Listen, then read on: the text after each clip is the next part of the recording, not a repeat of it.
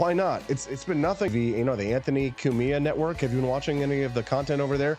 I love it. The stuff that he does with Gavin McInnes is very funny. But Elijah Schaffer had me on last night for getting his name, Keith Woods. Between is interesting at 7:30 a.m. At 8 o'clock this morning, Camelia Peterson will be joining us to talk about Jada Pinkett Smith just embarrassed the Good Morning America show, which we should not talk about because, of course, we compete with them. The Good Morning America show, Hoda Kotub's interviewed Jada Pinkett.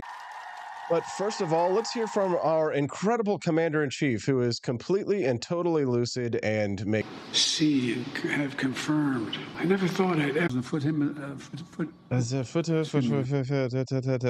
Joe Biden makes the claim last night that babies he are unverified. The claims went before Congress and testified that babies were being ripped out of incubators and their heads for potential propaganda. But it sounds as if our president has really fallen for propaganda. Let's hear what I think that it's not just the problem that he's wrong about this, but it's really the bigger problem seems to be his delivery. Pictures of terrorists beheading children. I never thought I'd ever. Anyway, but there are countries in the region that are trying to be of some help. Deteriorated, actually eligible to become president of the United States. We will talk about that in just a few minutes. I did want to mention one funny story. Did you see they came out and blamed the attacks, the Hamas slaughter of children in Israel as necessary. But listen to this.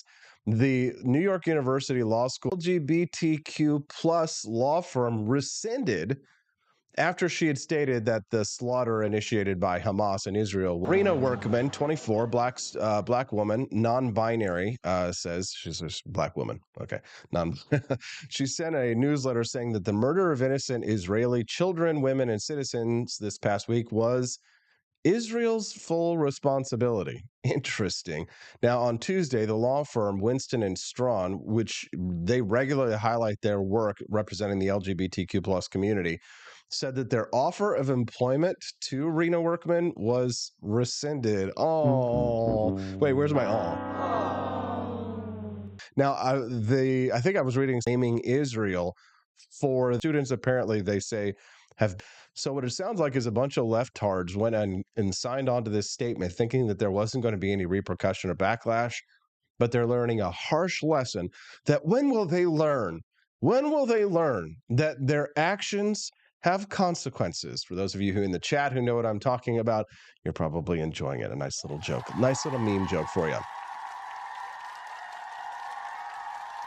Good morning. If you're just tuning into the Wake Up America show, I'm your host, Austin Peterson. We're glad and grateful to have you here. Make sure that you click that like button and subscribe to the channel. And join us every Monday through Friday from 7 to 9 a.m. Central Time. We'll be very grateful to have you come and join us. One listener texted in, says, Biden is not all there, ? Talk about the understatement of the year. Yes, it's true. One listener also corrected me about the network that Elijah's on. They said, good morning, Austin. Censored.tv is Gavin's network. He hangs with Anthony on Wednesdays. Thank you for that correction. Sorry about that. They said, and they also FJB. So let's go, Brandon, if you will. Seriously. Yes. Thank you for the text, by the way. One listener texted in this morning. Yes. Sign of Jonah. Said, AP, you were excellent on Slightly Offensive last night. Great pushback on the Keith Woods narrative. A long day for you. Good job, brother. Thank you very much. Thank you. Thank you. I hate to brag, but honestly, I've never lost a debate. I don't know what it is, but there's and I didn't even take formal debate in high school, but I think it's because now I've run for president of the United States. I've participated in multiple hours-long debates, hours and hours of public debates. I've debated governors. I've debated former presidents. I've debated this and that. I've debated just about everybody on everything. And maybe it's just a gift. I don't know what it is, but maybe it's just because I'm always right. Well, we are going to have another debate this morning when my friend Dylan Allman joins me, and he's going to talk to us this morning about some of the comments that he takes umbrage with that I've had regarding the Israel-Hamas conflict. We're going to get into that this morning at 7:30 a.m. Central Time. I'm looking forward to speaking to Dylan Allman about his views on this. One listener texted in, Corey and Cali. Good morning, Corey. He says, I was wondering if it's possible to get a discount code for the store. Heck yeah, Corey, you finally got in touch with me. For those of you who don't know, if you're a monthly subscriber to the Wake Up America show, the all monthly subscribers to the show aren't just like giving me money for nothing. You get something in return. We have monthly prize drawings and giveaways for merchandise at AP for libertyshop.com. And we also offer you guys a 20% discount. So if you're subscribed here on Rumble, or if you're subscribed to wakeupAmericaShow.com/support, no matter what your support level is, you're going to get 20% discount. So if you're interested and if you already are a monthly subscriber and you don't know your discount code, send me a text message at 573-319-1586. Again, you can text the show 573-319-1586. Then you can head over to AP4libertyshop.com and get yourself some cool merch. All right, moving on. Well, guess what? Maybe we're gonna get lucky, and we don't have to worry about Joe Biden being president of the United States next year again. We don't have to worry about his reelection because a new challenger has emerged to run for president of the United States, and here is his announcement. Take a look at this new challenger to Joe Biden, and listen to the new challenger to Joe Biden for president of the United States. Here it is. The part I shouldn't say. I believe that if I were the benevolent dictator of the world, I would legalize bestiality where you are giving, where you are pleasuring the animal. What? You see what I'm saying? Okay. Okay. Now why? Why did that happen? It's the dumbest thing I've said. It really is the dumbest thing you said. No, I'll tell you why. Because there's wait. This is the wrong clip. This is the wrong clip.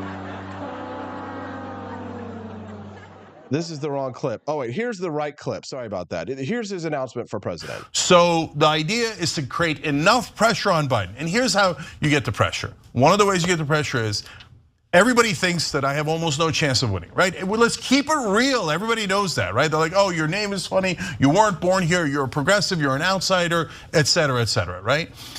If I get to 20 or 25, panic sets in. There's no question panic sets in because there's two things that happen there. One, the other candidates go, well, Biden is enormously weak, right? Number two is Biden begins to realize the handwriting's on the wall. If this Cenk Uygur, who he probably can't pronounce, has gotten to 25, the handwriting's on the wall, he's gotta go. And by the way, Anna, the reason why this is realistic is because there are a lot of people in Washington, inside the establishment, that are trying to get Joe Biden to drop out. We need to help them. We need to create that pressure. Okay, let me jump in. So Cenk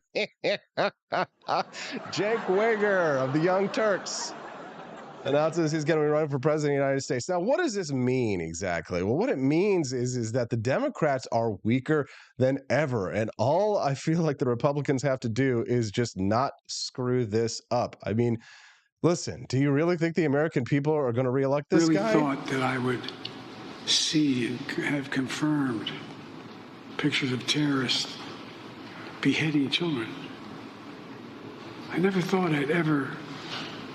Anyway, What is going on, Mr. President? And apparently Donald Trump, former President Donald Trump, current candidate for president of the United States, is getting raked over the coals by DeSantis supporters for his comments on the conflict that he made last night. Take a listen to this. And then 2 nights ago, I read all of Biden's security people. Can you imagine? National defense people. And they said, gee, I hope Hezbollah doesn't attack from the north because that's the most vulnerable spot. I said, wait a minute. You know, Hezbollah is very smart. They're all very smart. The press doesn't like when they say it. You know, I said that President Xi of China, 1.4 billion people, he controls it with an iron fist. I said, he's a very smart man. They killed me the next day. I said he was smart. What am I going to say? But Hezbollah, they're very smart. And they have a national defense minister or somebody saying, I hope Hezbollah doesn't attack us from the north. So the following morning they attacked. They might not have been doing it, but if you listen to this jerk, you would attack from the north because he said that's our weak spot. Okay, well, so he's getting attacked by DeSantis supporters for calling Hezbollah very smart, which not quite exactly sure that's the biggest own in the world, but at this point, DeSantis supporters are getting pretty desperate, and a lot of them are starting to go to Nikki Haley because they think that she's the best bet now to take out Trump. The Never Trump neocons are all more than happy to have the support from the DeSantis supporters as more and more people seem to be fleeing the governor of Florida and heading over to the Nikki Haley camp, but it's not going to work. It's not going to happen. Let's hear from from President Trump on the situation with the money that's being spent, taxpayer dollars that's being sent to Iran. Crooked Joe must take back and freeze the $6 billion right now. Take it back and freeze it, Joe. Freeze it, Joe, you dumb person. Dumb person. Freeze that money, Joe. He doesn't know what the hell money I'm talking about. Freeze it, Joe. Freeze it, Joe. Crooked Joe must take back and freeze the $6 billion right now. Take it back and freeze it, Joe. Freeze it, Joe, you dumb person. Dumb person. Freeze that money, Joe. He doesn't know what the hell money I'm talking about. Freeze. President, make presidents funny again, for the love of God. We've got lots more to go, of course, this morning. Yes, Cenk Uygur running for president of the United States against Joe Biden. I don't know what's going to happen with this, but I like that in Cenk Uygur's announcement on Twitter that he's running for president, he's got a nice little community note down here that says, Cenk Uygur was born in Istanbul, Turkey, and is therefore ineligible to hold the office of president of the U.S., which requires that the candidate be a natural-born citizen. Cenk Uygur claims the Supreme Court would overturn this requirement in a slam dunk victory. Uygur, please. That's right. I said Uygur with a hard R. Good morning. If you're just tuning into the Wake Up America show, I'm your host, Austin Peterson. We're glad to have you here. Grateful to have you here. Do us a favor and click like and subscribe to the channel if it's your first time here. We'd love to have you come back and join us every Monday through Friday from 7 to 9 a.m. Central Time. Let us know what's on your mind and send us a text at 573-319-1586. Again, you can text the show and let us know what's in your head at 573-319-1586. And I'd love it if you would just program that number into your phone so you can text us anytime, night or day. Again, one last time, that text line, 573-319-1586. Well, according to the New York Post, Biden did not actually see confirmed pictures of terrorists beheading children as he claimed. Now, I saw our friend Studio over in the chat was saying maybe Biden was just aghast. Maybe the reason why he was having trouble speaking was because he was aghast at what he had seen.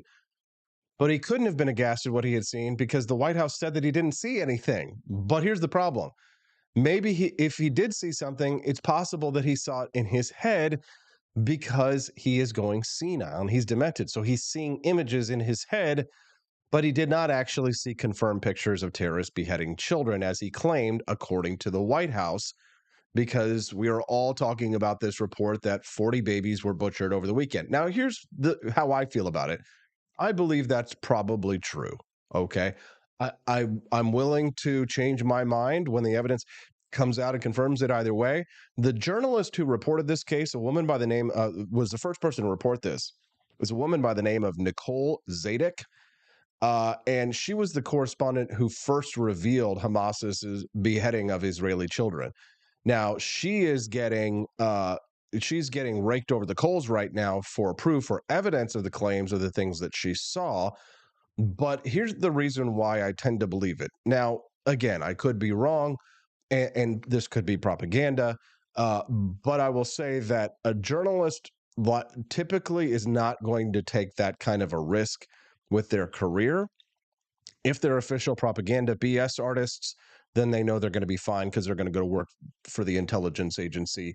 Or if she's if she's MI6 or if she's Mossad or CIA or what have you, then of course she's just going to go back to working at Langley in Virginia and her career will be fine.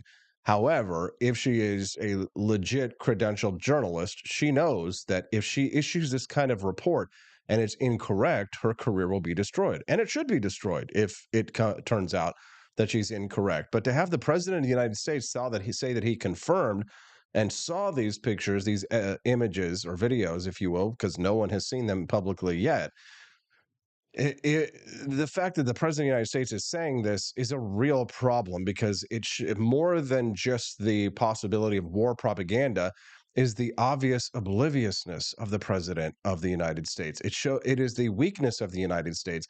And when you consider that we have neocons like Lindsey Graham and others calling for war with Iran, imagine if the United States did go to war with Iran. Imagine if World War III did come. Let me ask you a question. And this is not a rhetorical question. I'd like to know, do you believe that the United States would actually win the next world war? Do you think that the United States is capable, not just in a military function, but just in the psychological component, that Americans are actually steeled and ready to be able to deal with the kind of conflict that people like Lindsey Graham and others are trying to rush us headlong into? Because I'll tell you this, I don't. That's my answer to it. I don't think the United States is ready for this kind of conflict, not just because of the woke military, such as it is, but for many other reasons as well. I don't think the American people have the stomach for it. I think we've grown soft. And it's disconcerting to me that so many here in the United States seem to be trying to rush us headlong into another war in the Middle East. Now, Ben Shapiro has been trending, of course, every day this week with his takes on the conflict, obviously quite pro-Israel, and for a good reason. I consider myself to be pro-Israel in this conflict, although I am very decidedly America first. However, I thought it was interesting that Ben Shapiro's comments here, criticizing Tucker Carlson and Vivek Ramaswamy, zeroed in on one aspect of the interview that I had actually missed between Tucker Carlson and Vivek Ramaswamy. Let's take a listen to this. And again, I want to add my voice to that because I'm a human being. But oh, sure you do. You sound very outraged. The outrage among Republican presidential candidates was so much more intense. One of them took to a bullhorn and started yelling about it. I get it, but no one would think to do that about the 100,000 American young people murdered every year. And because who are you yelling at? Who are you yelling at? First of all, people are on bullhorns yelling about drug overdoses and the open border all the time. All the time. What is he even talking about? What he's attempting to do is minimize what happened in Israel. He's not attempting to maximize what happened in the United States. He's attempting to minimize, as though America can't walk and chew gum, morally speaking, at the same time, which is absurd. And those two things are nothing alike. I'm sorry, that is not alike. It is not alike for drug smugglers to smuggle drugs over the border, which someone then takes and shoves into their arm, and then they dive, dragging your wife off to be raped in Gaza. That is not the same thing. Pretending that it is immoral. It's a moral blight. It's idiocy. It's just moral stupidity at the highest level. Well, it's not moral stupidity. It's just non sequitur. It does not follow. What does that have to do with the price of tea in China, as you said yourself in that one, Ben? Obviously, Ben's quite emotional in this one, and I can completely understand why. However, looking at this with a sober, sane compass, I mean, I think that what the motivation behind Vivek Ramaswamy and Tucker Carlson is that they want to try and avoid getting the United States militarily involved in the conflict in the Middle East. And I agree with that. But Ben Shapiro is absolutely correct that it's not an apt comparison to talk about things like drug addicts in the United States compared to this terrorist attack in Israel. It is non sequitur, if you will. All right, we've got lots more great content to go. We're going to have another debate. It's just nothing but debate. When I get back, Dylan Allman, self-described anarcho-capitalist, he's taken a lot of umbrage with many of the comments that I've made over the past week regarding Israel, Palestine, and the right of conquest, if you will. All right, we'll conquer all when we get back from this commercial break on the Wake Up America show at wakeupAmericaShow.com. In a vast expanse of time, a year might seem like a mere moment, but oh, what a year it's been. In September 2022, Austin and Stephanie Peterson embarked on a journey to wake up America. They began humbly, with just 20 souls tuning in, learning, listening, and though challenges arose, like the looming shadow of YouTube demonetization, their spirit never waned. And now, thanks to you, thousands rise with the sun to join them, to listen, to engage, to be a part of a community. So here's to you, and to Wake Up America. For memories shared, for friends made, for the journey ahead, and for never, ever forgetting to rise and freedom. Happy anniversary. I'm Donald Trump, and I approve this message. Believe me, Austin Peterson is the best. He's got the greatest Wake Up America show I've ever seen. Whenever I tune in the mornings and watch the live stream, let me tell you, he has got the absolute best content. I love his guests. It's just a total blast to watch, and I highly endorse and recommend the Wake Up America show. It's terrific, believe me. Halloween is coming. The festival of Samhain approaches, and your lazy butt doesn't have a Halloween costume yet? How can you pledge allegiance to the Dark Lord this year and possibly offend everyone at the same time? Visit the AP for Liberty shop and get your shirt today. The 9 most terrifying words in the English language are, I'm from the government, and I'm here to help. So grab your government is scary tea and tell everyone at the party that you're here to help. Other great seasonal items are available as well, so don't miss out. Then visit AP for Liberty shop today. That's apforlibertyshop.com.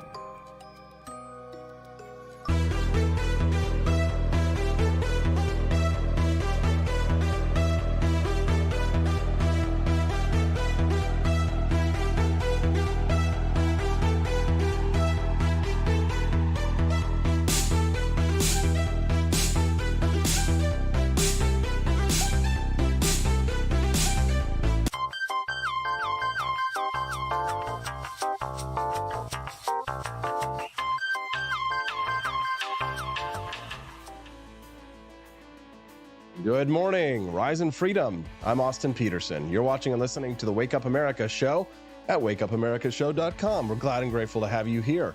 Make sure that you click that like button and subscribe to the channel if you enjoy the content that you've been hearing and seeing. The Wake Up America show streams live every Monday through Friday from 7 to 9 a.m. Central Time. It's a great way to start your day. You're getting their kids ready for school, but you still want to stay up to date with what's going on in the world, but you find yourself saying, I'm sick and tired of what I'm hearing from the mainstream media. And you know what? There's a lot of kooky weirdos in the alternative media as well. Finally, a sane, rational voice for liberty. That's me, AP for Liberty.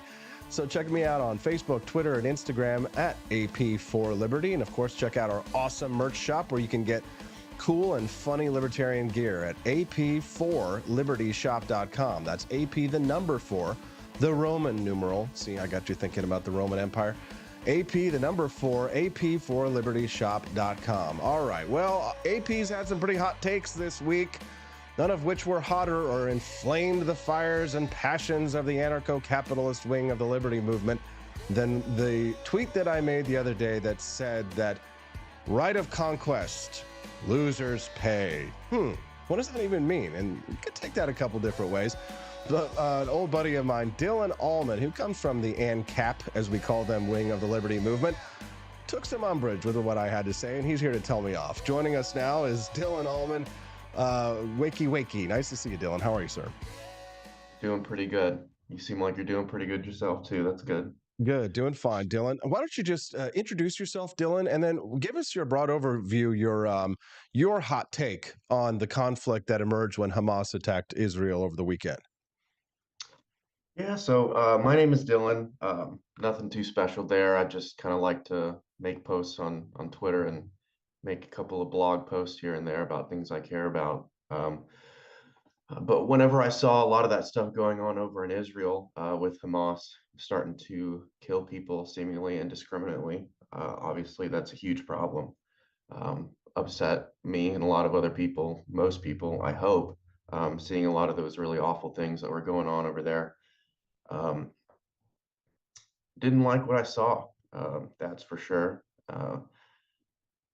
The biggest issue that I typically have is people's response to bad things that happen by either when they go after and kill people indiscriminately.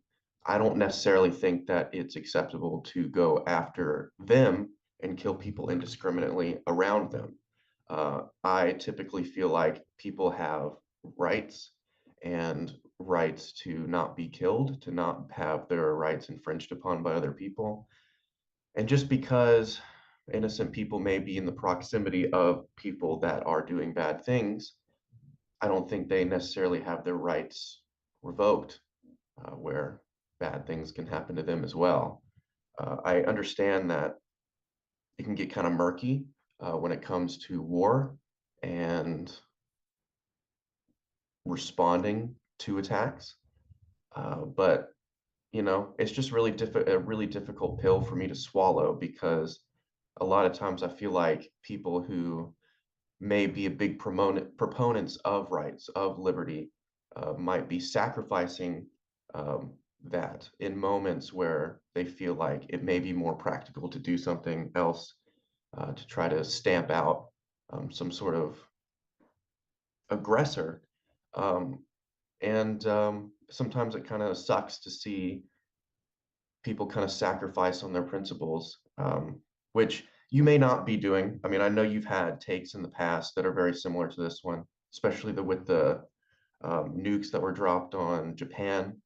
Um, I guess I'm just curious where you're coming from with your perspective, Hmm. and I would like to see if maybe if you are being consistent with your stated principles, or not, because it seems Certainly, like yeah. to me there may be an inconsistency there, and that's Well, kind of what I'm concerned about. if there is, right, I always fall back on my Ralph Waldo Emerson when I say, is a foolish consistency is the hobgoblin of simple minds. And as I've grown older, I've become less enamored with consistency than I was as a young man when I prized consistency, because of course you can be consistent and be consistently wrong. And I'm not an anarchist. I believe in a limited government that retains the ability to defend the individual liberty of its citizens, and essentially that limited government should stay out of the personal and social affairs of the citizens, but that we need cops, courts, and nukes in order to defend those individual liberties from terroristic regimes, socialistic regimes, and communistic regimes around the world that do not respect our individual rights. My primary,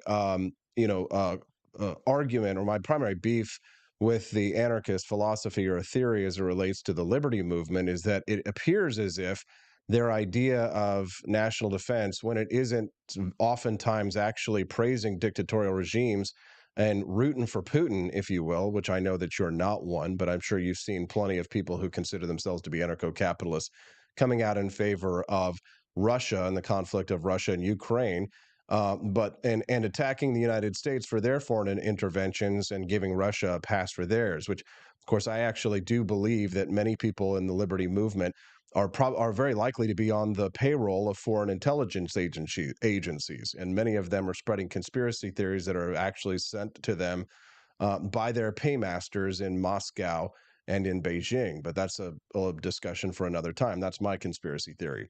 But on the other hand of things, when it comes to the anarcho-capitalist view in regards to national defense, I think that the inconsistencies are really on their side, because the only defense that I've seen, the legitimate defense that I've been able to hear and see articulated, and this is not just me being hyperbolic, but it's the defense appears to be one that is actual advocacy for suicide. And what do I mean when I say that? That any form of defense, whether it be an individual defense or a national defense, if I'm defending myself as a person or if I'm defending myself as a group, involves the possibility that there may be what's known as collateral damage. And anarchists get all up in their emotions when we discuss this, because they equate collateral damage to murder. But that's stupid, because there's a difference between murder in the first degree and involuntary manslaughter. Collateral damage is something that would be considered at worst to be the concept of involuntary manslaughter. And I think it's intellectually dishonest to claim that, one, in the regards to the nukes, for example, that Harry S. Truman, his stated plan was to target civilians directly, and that, as if that were the point of this. And that's analogous to the conflict in Israel, where you see the Israelites will actually warn the civilians in the areas where they're going to be bombing to let them know to evacuate those areas and give them the opportunity to do so. Hamas didn't grant that same opportunity to the civilians that they attacked and killed at this concert. So the problem, of course, is that when you really get down to it, the fundamentalist problem with the anarchist view in regards to self-defense is that there's no teeth in the Gadsden flag snake, right? There's no ability to actually defend yourself. So, for example, if Hamas sets themselves up in a hospital, for example, the only weapon that I have to defend myself with is a grenade or a bomb. I'm supposed to let them kill me, other than perhaps use this grenade, possibly kill an innocent bystander, and kill the terrorist at the same time. So my problem is that the anarcho-capitalist view of defense is one that is entirely suicidal, and it asks nation states to do the same, to commit suicide, rather than engage in the type of defense that might involve a form of involuntary manslaughter. Does that make sense? Yeah, I definitely see where you're coming from a practical perspective, and also that you're not an anarchist, so it can kind of be difficult to engage in conversation with people when you're talking about nation states defending themselves, because anarchists don't really believe that nation states should exist at all. So you're kind of operating from a different foundation. So there can be a lot of confusion and convolution when it comes to conversations like that. Um, my question for you is, you talk about your belief in that government's kind of sole purpose is to defend the individual rights of its citizens. Do you think it's important for those governments to also not necessarily protect, but respect the individual rights of people that aren't their citizens? To an extent, to a limited extent, though. However, and I mean, I'm trying to think of a metaphor for this, or an example of what I might be talking about. But if the rights of the citizens and the lives and the liberty of the citizens, of the people who are paying taxes, who are being extorted to pay for the defense of these citizens, I think that that priority should remain with its own citizens and not the citizens of a neighboring nation state. Right? You shouldn't go out and indiscriminately slaughter civilians the way that Hamas does.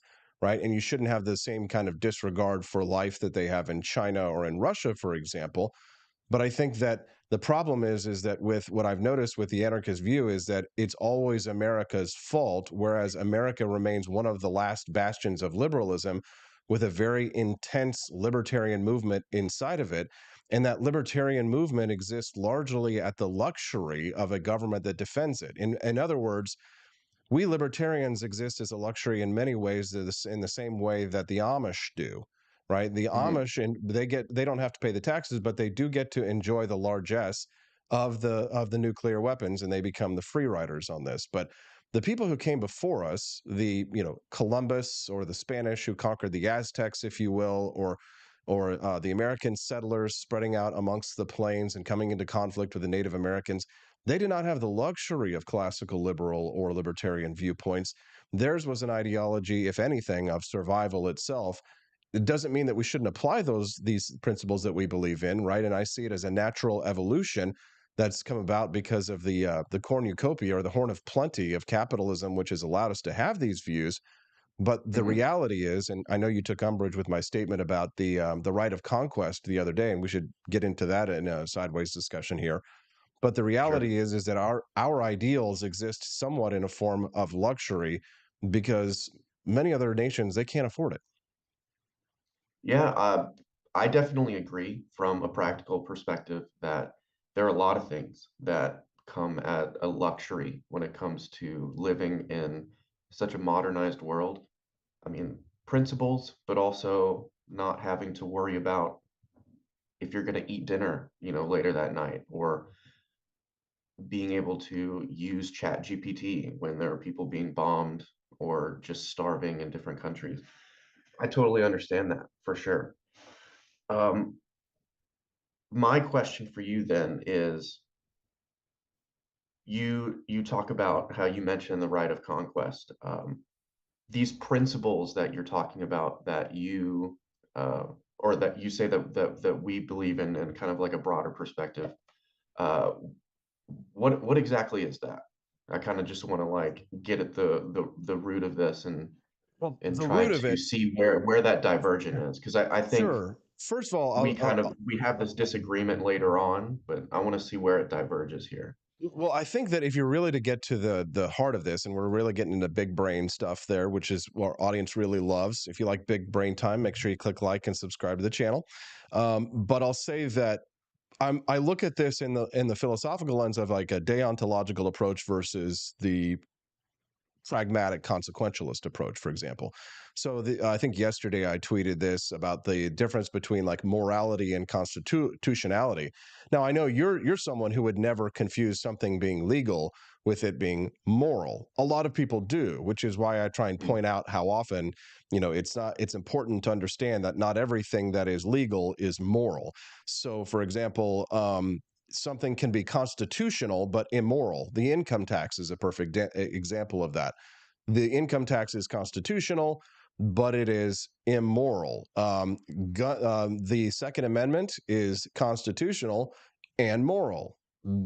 Jefferson's Louisiana Purchase was unconstitutional but moral, and that is a consequentialist viewpoint. In other words, that I think that the problem with the anarchists' approach on this one is that they take a deontological approach, meaning that they are always trying to apply their philosophy in every single situation and without consideration of the consequences of the decisions that they're making. One, throughout history, and this is coming back to what you were talking about, throughout history, that would have been a luxury for most people, because whether it was using the nukes in Japan, or whether it was Genghis Khan or Kublai Khan, the conquerors of the past, many of these people were making decisions based on the best information that they had on the time. In other words, they had to pragmatically apply a consequentialist view to the challenges of the day. I spoke to Judge Andrew Napolitano about this yesterday, and he goes, Austin, the problem is that you're starting at the starting point of what's happening right now, when you should look at what happened. We should have applied our libertarian principles 50 years ago. Well, that's nice, but we don't really have the luxury. We have the luxury of hindsight. If we wanted to apply libertarian principles we're going to have to apply them. If they're not being applied, we're going to have to apply them right now in the situations and the conflicts and the struggles that we have right now. So the right of conquest, right? That is it may be immoral. I think that there's a moral argument for it, but it is true whether or not we want to believe that it is moral or immoral. Perhaps there will be a day, a future time in human civilizations when people go to war with one another and there won't be any annexation or conflict that involves the loss or the transfer of lands. I think that's quite unrealistic. I think the right of conquest does have a moral aspect, because if you attack me, I think restorative justice might mean that if you were to attack me, kill my children, and try to kill me, but I kill you first, and the only assets that you had at the time of your death in my justified moral and righteous taking of your life, might be that the restorative justice means that I get to take my neighbor's land because they killed my family. They had nothing else other than the land that they owned. So in that sense, right of conquest, loser pays. That's my justification for it. One, it's true whether we like it or not. And two, it could be considered a form of restorative justice. I mean, to a certain extent, I think I agree. I think where we diverge is sort of collectivizing that right of conquest with the people that are around them. And I think that starts to get really murky whenever you start dealing with nation states, because it's a very easy situation and very easy to dissect whenever you've got just the one person going after the one person in their family. You take them out, their property's up for grabs. It makes sense. Okay, maybe that person gets it. That's kind of easier. It becomes a lot more difficult when those two entities aren't individuals and they are nation states. Now, the waters have gotten a lot more murky because it's not just one individual after another. It's maybe a collective of individuals, but also most of that collective has nothing to do with the actions of whichever collective of people are in charge of or have jurisdiction over this area that's doing this thing. And so it becomes an issue for me whenever you start collectivizing certain groups of people, especially when those groups of people aren't necessarily a part of that group consensually. What if they And voted so for it? you But start, what if they voted for it, Dylan? What about the people who actually actively vote for and support the government? Like, I'm hearing from my anarchist friends uh-huh. that just voting for something like the people in the West Bank, or excuse me, in the Gaza Strip, who there are some who have actively voted for and support the terrorist government of Hamas. And Mhm. do they not bear some moral responsibility? I mean, you're an anarchist. You believe voting is force. I agree with you. Voting is force. Don't they bear moral responsibility? Don't the German people who voted for Adolf Hitler, do they not bear some moral responsibility for their behavior in using, not only choosing to use force against their fellow citizens, but they've chosen to use force against the rest of the world? Mhm. Um, so I don't necessarily think that voting is force in every context. There are definitely anarchists that do think that. Um, and I'm not typically a person that does go out and vote. I like to think of voting more from the perspective of what Lysander Spooner talked about voting. Yes, if you vote for Adolf Hitler because you're like, I think that he's great, I think that him killing Jews is the right thing to do, and I want him to do it, and I'm going to ask him to do it by voting. I think that you absolutely bear a certain amount of moral responsibility for that action, and that's not okay. Somebody that may be ignorant of the situation, may be told their whole life, this is your right, this is your duty to vote, and they don't necessarily know what they're voting for, but they know this guy has said that he's going to take more of my money with taxes, and this guy is saying really good things, and they vote kind of out of self-preservation, and they don't really have any other options, and it's either I'm going to get screwed up or this person is going to get screwed up, and I would rather not be the person get screwed up. There's a lot less responsibility there because they're basically voting out of self-defense, and it's not like they have unlimited options. You can't just go up to the ballot box and say, I'm only okay with these things happening to me.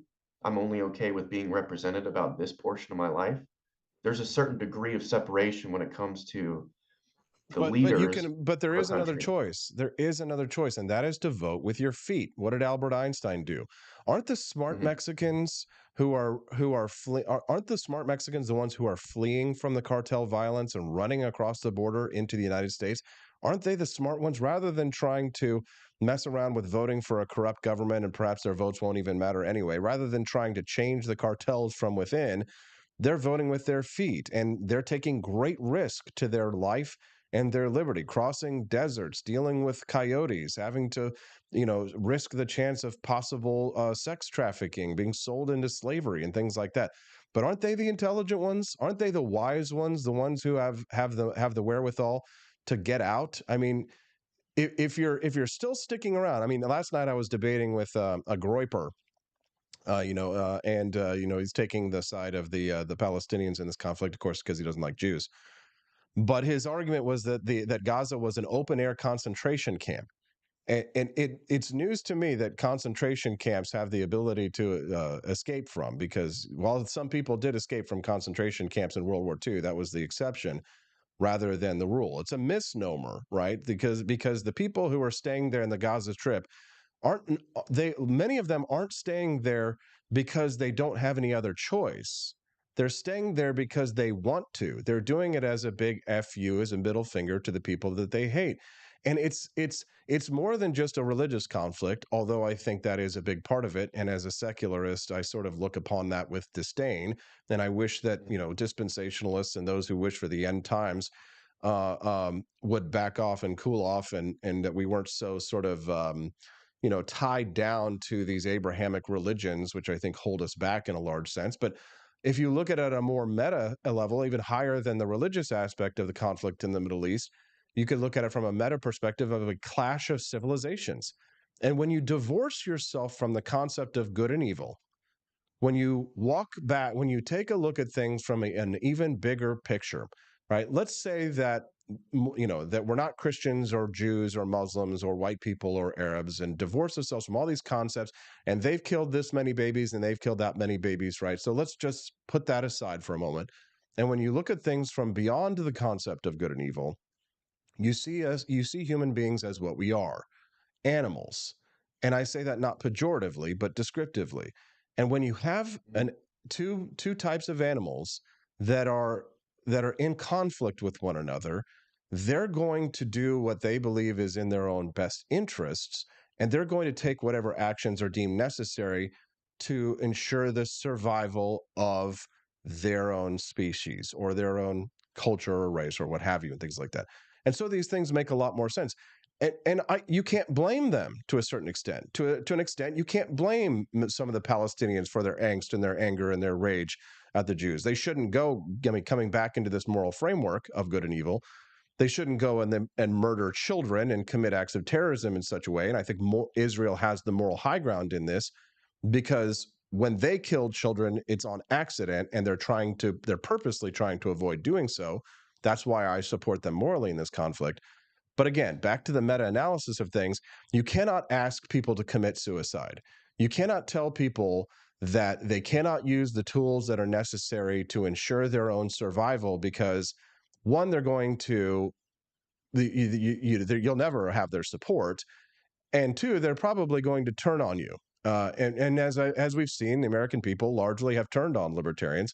And I think that a big part of the reason why is because libertarians, to a large extent, ask Americans to commit national suicide and to essentially fight with hands tied behind their backs against evil dictatorships and communist regimes and terrorist regimes around the world. It's not to say that I'm for intervention or things like that, but there's a difference between saying we shouldn't be getting involved overseas to saying things like, it's America's fault, we need to, get rid of the U.S. Navy, and we need to have only militias defending the people of the United States against, foreign regimes that are, hell-bent on our destruction. So there has to be, in my opinion, Dylan, there has to be a better, not just collectivist idea of how to defend a collective, because I have the right to gather together with my friends and neighbors. If I'm being harassed by a group of thugs or gang members, I have a right to gather together with my neighbors collectively and perhaps pool our resources, buy a bunch of guns, and mount a posse and ride against the people who are riding into town and raping and looting our town. We have the right to do that collectively, and individually I have the right to do so as well. I don't have to lay down and allow myself to be killed, rather than take the possibility that if I fire a shot, it might accidentally hit an innocent bystander. I think that that's insane, to be honest.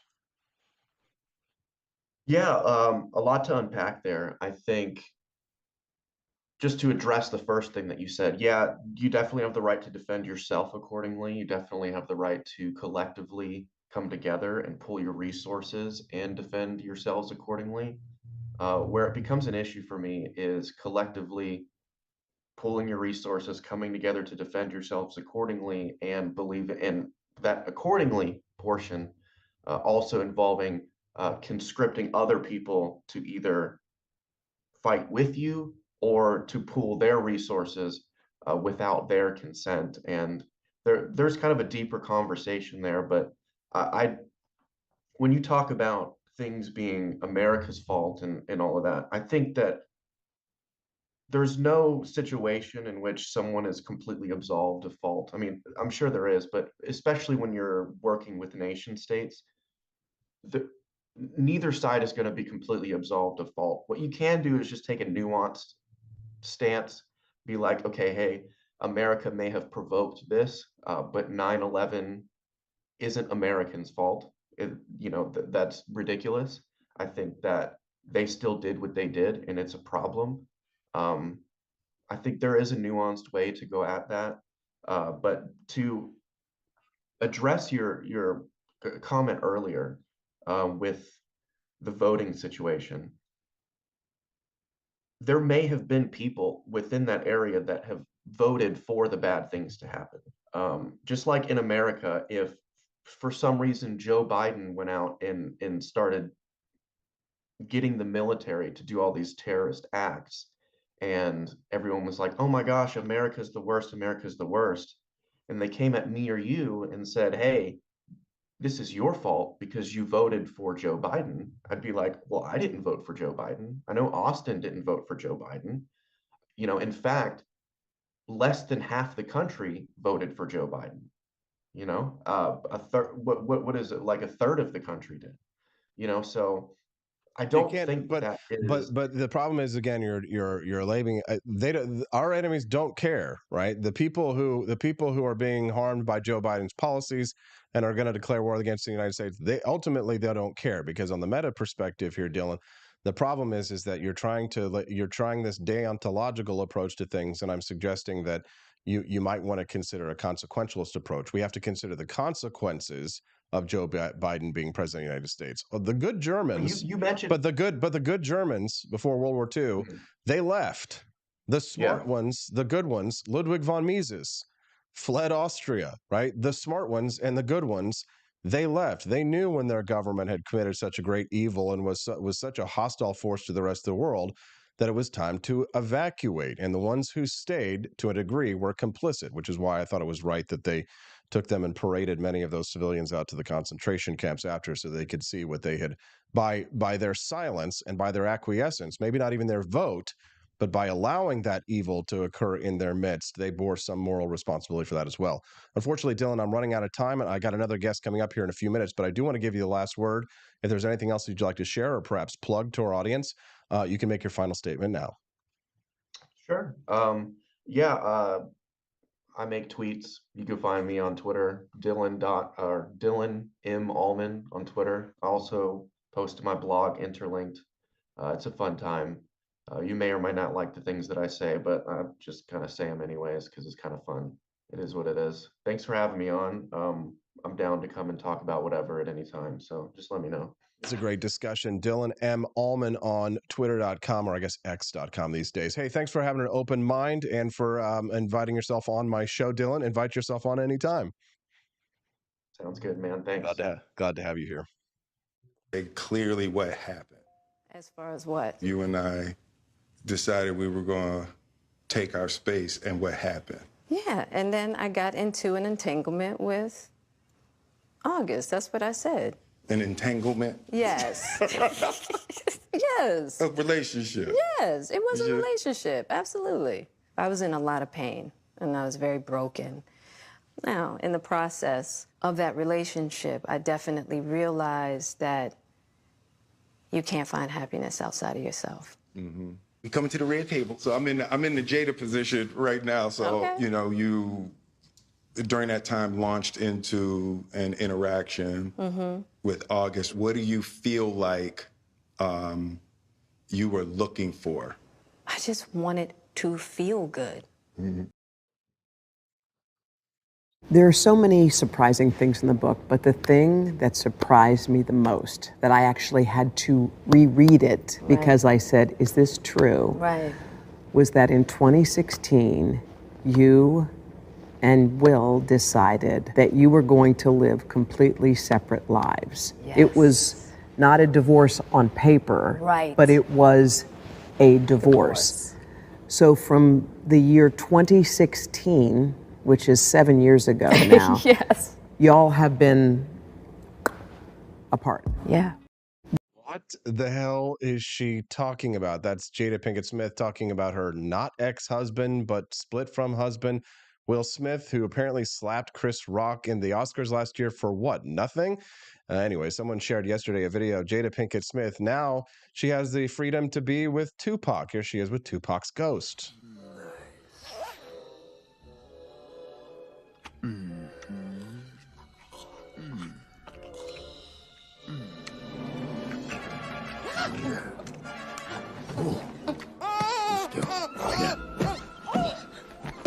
Okay. Hello. When we get back, we'll hear from Camelia Peterson on that subject on the Wake Up America show. And don't forget, Tony Lovasco coming up at 8:30. We're going to have another discussion about Israel-Hamas. But let's get away from the darkness subject Have a good laugh when we get back on the Wake Up America show at wakeupAmericaShow.com. The Snow Goose Lodge in Jamestown, Kansas, your home away from home. Choose the comfort and privacy of our individual rooms, each equipped with its very own locking door and en-suite facilities. Or bring the whole family and make memories in our communal space. Snuggle up on our plush recliners or share a meal around the dining table that comfortably seats 8. Our kitchen is armed with everything you need, from a microwave to a full-size fridge. For a bird's eye view, book the Eagle's Nest. Enjoy the privacy, storage space, and its very own toilet and shower. For just $450 a night, reserve the entire lodge. Perfect for reunions or retreats, accommodating up to 8 guests. And remember, Snow Goose Lodge is a haven for kids and dogs alike. So bring the whole family. Book your stay now and get 20% off your first booking using the code WAKEUP. You have to force behaviors, and at BlackRock we are forcing behaviors. Mao ordered his citizens to throw off the 4 olds. Old thinking, old culture, old customs, and old habits. So, your whole life went in the garbage overnight, no biggie. And those who resisted were attacked by an army of purifiers called the Red Guard, who went around the country putting dunce caps on people. Yeah, who didn't take to being a new kind of mortal being. If you don't force behaviors, whether it's gender or race or just any way you want to say the composition of your team, you're going to be impacted. Well, things haven't been so sweet for Ben & Jerry's after the company posted an anti-American tweet, a few of them, on the 4th of July. The ice cream makers declared the United States was founded on stolen indigenous land. Well, someone should tell Target that, because they're now selling swimsuits with tuckums in the women's section of the store.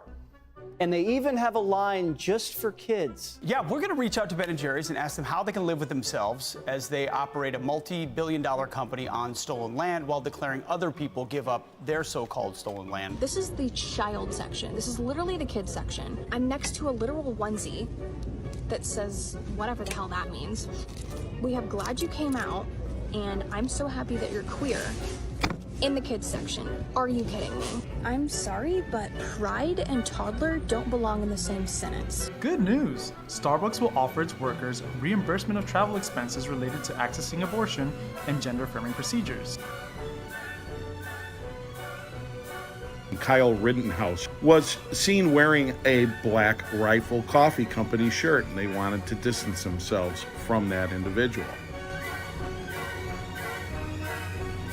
Key employees at the company also were donating to Democrats. Hayford doubled down on throwing many in his base under the bus, describing them as racist and a repugnant group of people.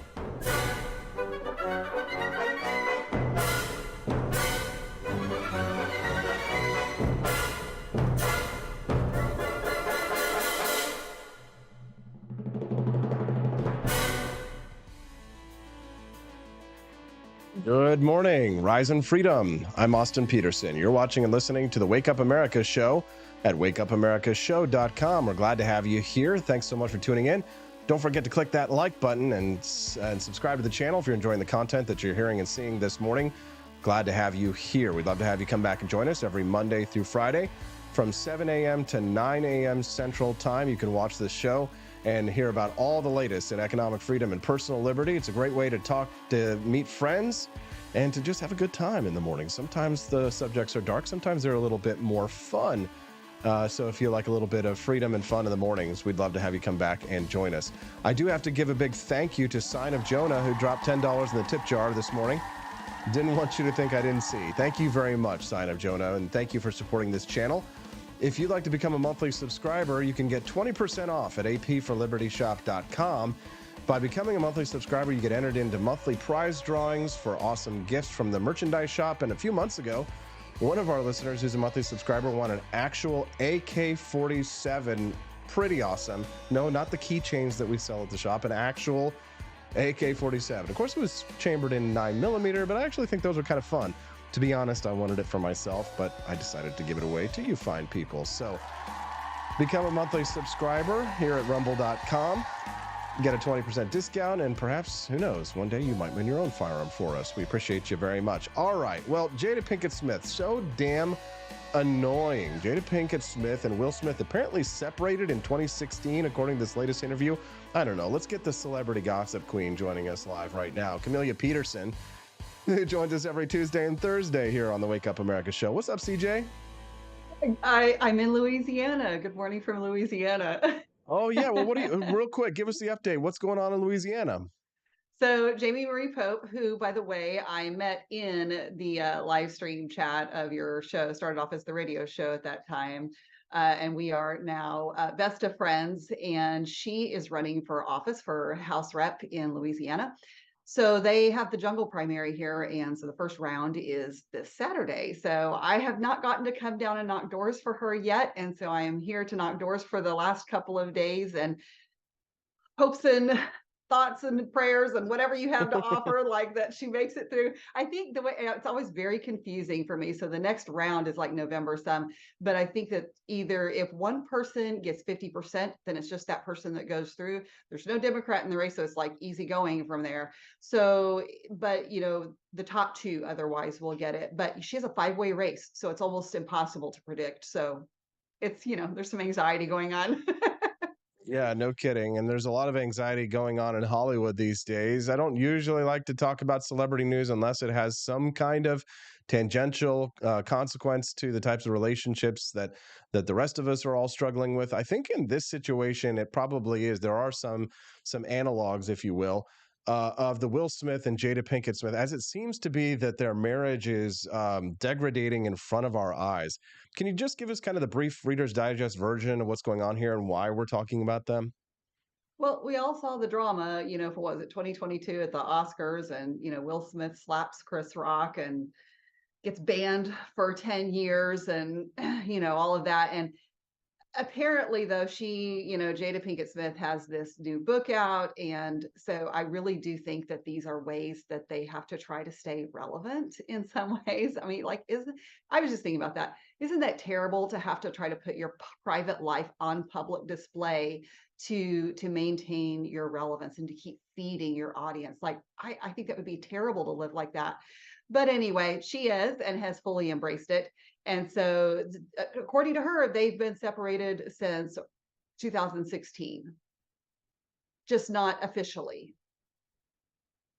I don't understand. So the problem with that, of course, is that like they've been giving all these public talks and appearing in public together like everything is fine, despite the fact that, of course, Jada did have a revelation a couple of years ago where she sat down with an interview and very publicly sort of embarrassed Will by talking about her affair with this young man that was a friend of her son's. I mean, it's kind of gross. Entanglement. Entanglement. Like entanglement, right? Like that makes it somehow better or, you know, more sophisticated. I don't know. Does it count if it's scissoring? Anyways. Oh, thank you for that. That's what I thought of. Anyways, so I mean, they say they're separated since 2016, but why does Will Smith smack Chris Rock across the face? I don't know. And here's, you know, one of the things in the interview that she said that, and I think this is probably a lot of it, is that, you know, he probably was not really wanting to accept that, if I had to guess, for a long time, because men often are, you know, slower to accept that separation. And it really sounds like she was just kind of yo-yoing him along. And she said, you know, when she asked her why their marriage fractured, she said, well, it's a lot of things, but she said, by the time they got to 2016, they were just exhausted with trying. And she said, I think we were both kind of still stuck in our fantasy of what we thought the other person should be, which, you know, that's a whole other thing to unpack when it comes to relationships and our expectations of the other person. And said that she said that she has considered a legal divorce, but that, you know, she made this promise about, you know, about being married and staying married. And so she was determined not to break that promise. And I just, you know, I guess that makes no sense to me. Doesn't make any sense to me at all. I would be curious about unpacking your thoughts about unpacking how people who are married have like this sort of made up idea of who their partner is in their mind. Can you explain that for us? Well, I think this is a tendency we all have, is that we tend to project our own desires of what we think that person should be onto them. And our image of them in our minds, whether or not that's reality. And so it sets up a lot of false expectations, and you get these a phrase I learned not too terribly long ago, covert contracts, where you have this expectation of that person, and you think that they owe you something based on, even though they've never committed to that, or anything like that, but they owe you something based on your expectations of them. And we have a tendency to want to let ourselves change and grow, and expect the other person to just be right there at the same time at the same place right along with us, and people don't grow and change at the same rates. It strikes me as with getting into this relationship with Jadis and Will Smith, it strikes me as if it's at least an emotionally abusive relationship, whereas she seems to be abusing him. I don't know. You probably don't watch or listen to a whole lot of celebrity news and gossip, obviously, but when it comes to the way that she talks about him in public, she never talks about Will, that she doesn't also mention her relationship with Tupac Shakur that happens all the time. Can you imagine being in a relationship with someone and whenever they talk about you, like, oh, I really love my husband or I really love my wife, but I really got to give props to my ex-girlfriend or my ex-wife or whatever it is, and or my ex-husband or something like that, because boy, we really had something special, and if he wasn't killed, I'd still be with him today. Oh my gosh. Okay, by the way, props to Katie in the chat for for saying that Jada Pinkett Smith was the only bullet that Tupac dodged. Oh, that was hilarious. Oh, so Yes, funny. Jada Pinkett Smith was the only one that he dodged. Well, he definitely did not dodge very many bullets, unfortunately. So, I Go mean, the ahead. thing is, I think everybody expects Will Smith because he's this big movie star. He's out there. He's larger than life. He's also, that makes him like alpha male. And that's not necessarily the case. And so I was just thinking, even though I'm a little fed up with the red pill community right now, I do think Will Smith probably needs some red pill therapy. Well, so here's something, by the way, when I was reading through this interview that really jumped out at me, and I was like, my eyes about rolled out of my head. So Jada Pinkett Smith, was talking about how the heights of personal rediscovery and the celebration of authentic feminine power. Like, what the heck is that? So, I mean, like, there's your, billionth red flag. Isn't Jada Smith sort of like the concept of female empowerment taken too far? Yeah, I think so. I mean, everything is all about her. Every time, it's all about her. Right. But I mean, specifically in that she seems to think that it's acceptable to publicly emasculate her husband, which I think is analogous to what we see coming out of Hollywood and commercials and television about how men are treated so poorly. She really is sort of the prime example of that, isn't she? I remember my dad, when I was a kid, talking about TV shows and how they ran down men and fathers in particular. I have had this awareness of this issue for a very long time. And so it's been a long time coming, and I think women, and honestly, some of the original feminists were opposed to that. They were opposed to feminism at the expense of men, because like, that's it, really being empowered. Have you here. The Wake Up America show streams live, but we hope that you come back and join us sometime with a fellow Cantina crew member. That's what our friends call themselves in the chat. So drop a comment and a like and introduce yourself in the chat. You never know. You might make a friend. You might make a girlfriend. 319-1586. Again, you can text the Wake Up America show anytime, night or day, at 573-319-1586. We are going to talk to Tony Lovasco here in about 15 minutes or so on this show, get back to the Israel-Hamas topic. But for now, we're talking about dating, marriage, relationships between men and women. So it's very heteronormative this morning, the discussion, Camelia, if you will. I don't know. I imagine gay people probably experience this, but probably even worse to some degree. But when you involve the genders in it, the 75,000 genders, it overcomplicates things in my mind. But yes, why are you upset with the red pill community? Why are you sort of backing away from the people who are standing up for men's rights? So I've been muting different people left and right on Twitter, X, and funny, they keep popping up because my friends keep engaging with them anyway. Mm-hmm. So Twitter keeps suggesting them, but there's so much of it that just goes to the extremes, and I get it. And you and I have talked about this, that in order to kind of make that change, that you almost have to hit all of the extremes. There has to be you have to throw up the most extreme comparisons, and this is what is happening that we see with women and feminism, and these are the results, and the crisis of masculinity. The problem I've had is, you remember you talked a few weeks ago about how there's been this backlash amongst conservative women. And we've talked about how that, some of those conservative women are also feminists. They don't really recognize it. The thing is I've seen some of those women that have been pushing back, and they don't fit neatly into that box. And I think they're pushing back for the same reason that I've started getting fed up, is because I can know that I may be the exception to the rule, of how women normally are today. And they can know that. I can know that in my head all day long. But when you constantly see and hear the barrage of negativity, and women are terrible, and if you're over a certain age, you're invisible. If you're under that age, you're crazy. So by the way, men, if that's the case, what are your options? Good luck with that. But well, see, that is the problem. Isn't that the actual problem here, that men actually don't really have that many options to choose from? I mean, if anything, I kind of agree. If they're too young, if they're young, they're crazy. If they're old, they're no longer pure and don't have the ability to bear children. So I mean, in that sense, I guess that's why the red pill community exists. Does it not? Sure. Okay. But here's the thing. If you're looking to actually find solutions long term, first of all, you need the women who are aligned with you on this issue. You need them on your side. It's true. You need them going into this with you. And if you make them irrelevant and you demoralize them by never recognizing that they're with you, yes. I mean, I think it's going to fail. For example, I'll just say, you're right. You're right. Stephanie, she loves Pearl. She loves Pearlie Davis.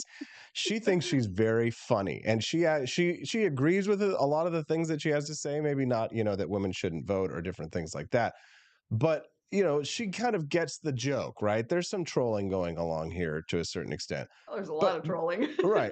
But here's the thing. One of the reasons why I chose Stephanie to marry is because she lived in a closet, in an apartment with her mother most of her life, and only ever had one boyfriend.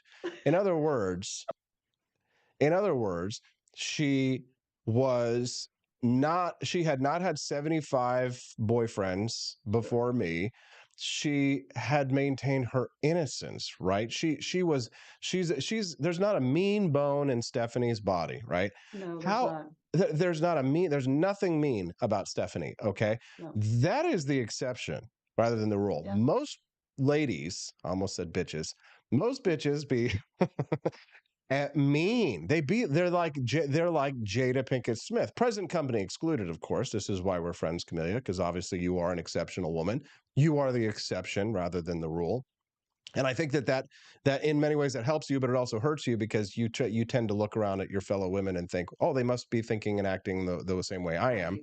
And that's not true.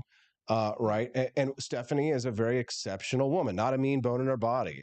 And the way that she looks at the world is quite innocent. So frequently when she comes on Freedom Family Friday, she has no clue. When I bring up some very mean pop culture reference or something like that, she has no idea what the hell I'm talking about. Remember last Friday, I said there actually is a good kind of there is a good communist, and she's like, no, there's no good communists. And I was like, no, there is at least one. Whereas most people's minds, if they had the Jada Pinkett Smith mind, would be like, the only good communist is a dead communist. Yeah, fuck him. You know what I mean? They'd be like Jada Pinkett Smith, right? They got a mean bone in their body. So I guess the problem is that the reason why I brought up the Jada Pinkett Will Smith thing is that there's a lot of Jada Pinkett Smiths out there. There are very few Camellias and Stephanies. There's very few ladies who act like ladies, who don't emasculate their men, who don't embarrass them in public, who don't go out of their way to talk about ex-boyfriends or ex-girlfriends, who don't have 75,000 dudes in their past and all this. So okay. So, well, okay. So here, how about this then? Yes. So if the blame primarily lies with women, and I'm not saying that a lot of it doesn't, but yet we like to say that all of these women now have daddy issues. Like what's been going on with dads? Like, we have this 1950s ideal of the American family, and mom and dad goes out to work, mom stays at home and cooks and cleans and takes dad's shoes off and whatever, and it's like the idyllic family life. And if that was working and that was reality and that was working so well, what the heck happened?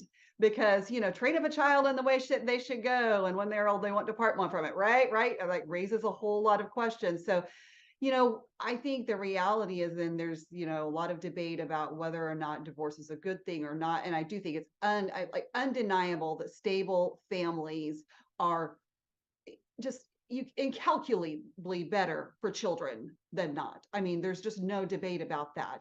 I think that what a stable family environment looks like can differ. But, there are also a lot of kids who have come out of marriages where, mom has been the nag and she's like ran the dad down all the time. Dad has responded in anger, maybe passive aggressive anger. And so there's this dynamic that kids grow up with in the household. And I remember even in my, late teens, early 20s or whatever, when you would hear, even now, I guess too, you hear women talk about their husbands, and it was like no big deal to, talk about all the bad things he does and, all those kind of things. And I was not raised like that. Like this was, I never. You should never talk bad about your husband or your wife in I public to never people. did But that I either. see that happening all the time.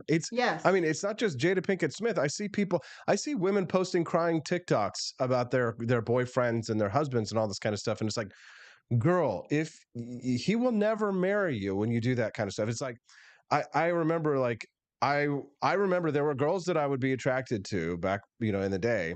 And when I would look at their social media, and a good, strong, high value man who's seriously considering you as a partner is going to do exactly what I did. Women aren't the only ones who spy on social media, by the way, on every single aspect of their lives. But if I would see, pictures of her ex-boyfriend, I would see how she talked about the men in her life. Right. And I would see, if I saw that she was disrespectful, or if I saw not just that she was disrespectful, but if I saw her talking publicly about personal details of her life related to marriage, even if there was like comments, sometimes they'll just like in comments on social media, that was it. No. That was a sign that you have to stay away. I think a lot of women don't know that they are placing themselves out of contention for not just dating. Any woman can get a date or whatever with any man, hook up or whatever. But a good man is going to recognize those things, and you're placing yourself out of the dating pool for good men when you do that stuff. For sure. And I mean, the sad thing is that, it's cyclical. It just perpetuates the cycle because your kids see you do that and they think that's normal. And that's not normal. It's not healthy. Nobody likes to be taught. I mean, we wouldn't expect that of our friends. Like, would you want a friend who runs you down behind your back or in public or around other people? Like, would you do that to your friend? But no, nobody's going to do that. So why would you do it to somebody that you're spending your life with and that you're trying to do the hard work of maintaining a day-to-day relationship with? It's really unfortunate, but it's very common. And I think it's probably a lot of the reason and why we see so much broken in our culture today is because of those relationship dynamics. Stuff. Camellia Peterson, is there anything else you'd like to share with our listeners before we let you go today? Nope. Just have a great day and get out there and do something besides be a keyboard warrior. Yeah. And how about you make a donation to Jamie Marie Pope of Louisiana for her final stretch of her campaign? Pope for LA. Pope for LA. There you go. The good Pope, not the bad Pope. Appreciate you, CJ. Have a great day, everyone. Thanks very much. Camellia Peterson, what do you think of CJ? Send us a text, 573-319-1586 is the text line. All right. Well, we got Tony Lovasco, Missouri State Rep Tony Lovasco. He wants to weigh in on the Israel-Hamas conflict as a liberty-minded Republican who actually holds a seat in government. Can you believe it?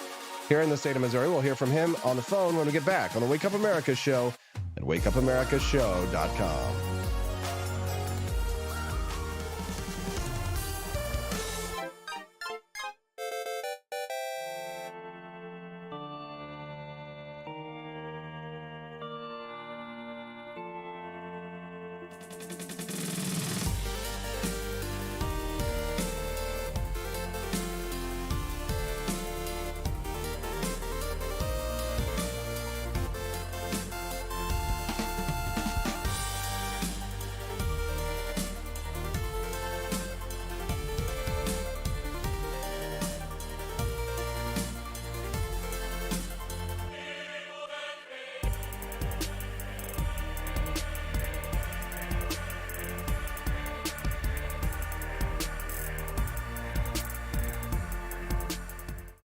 It was 1946. A battle was fought, not overseas, but right here on American soil. The Battle of Athens, an intense struggle against election fraud and for the rights promised by our founding fathers. Driven by the Second Amendment, ordinary citizens stood tall and fought back. Help us expose this momentous battle of integrity and bravery. Your support can make a difference. Visit givesendgo.com/bleedamerican and pledge your support, because we believe in the power of truth, the strength of unity, and the spirit of we the people. Let us not forget, we bleed American. Fire.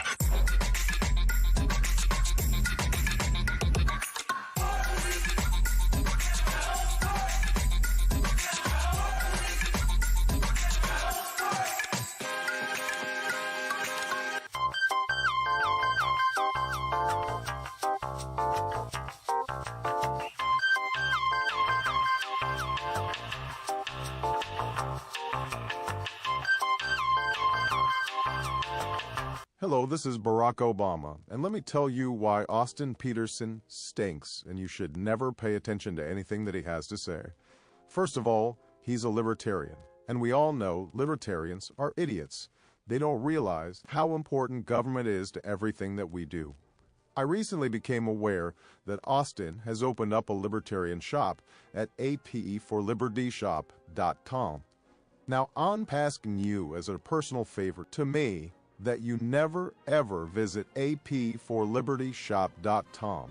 With all of the great Liberty merchandise there, the last thing that we need to do is to get people spreading this message around the country, because then they might start thinking that they don't need government. And that's the last thing that good Democrats like us want. So if you love democracy, like me, and hate freedom, then don't visit AP for Liberty Shop. Like I said, whatever you do, do not visit aporlibertyshop.com. I'm Barack Obama, and I approve this message.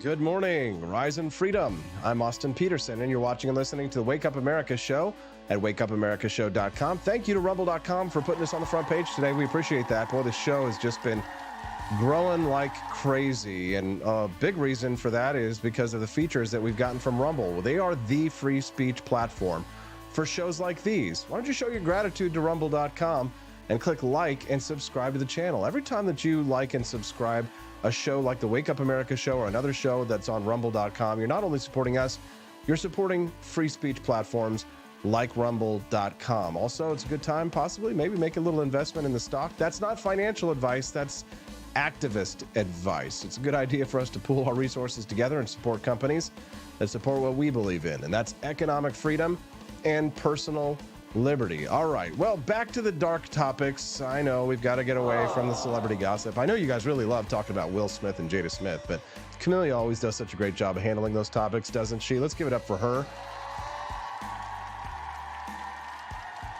Obviously, the conflict in the Middle East has blown up news coverage this week and heavily divided people of all different groups, ideologies, faiths, and nationalities. And the question, of course, is, how do Liberty Republicans feel about it? How about people who actually have elected seats in office? They have a moral responsibility to tell the truth. They are servants of the people, after all. And one of the best servants of the people of Missouri is State Representative Tony Lovasco, who's joining us live on the phone right now. Good morning, Tony. Thanks for joining us.